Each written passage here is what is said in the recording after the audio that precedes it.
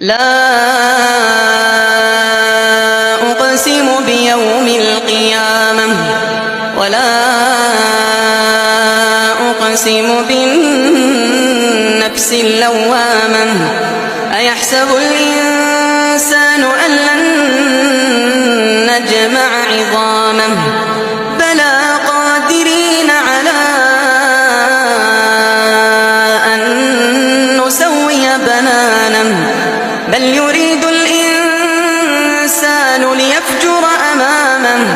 يسأل أيان يوم القيامة فإذا برق البصر وخسف القمر وجمع الشمس والقمر يقول الإنسان يومئذ أين المفر كلا لا وزر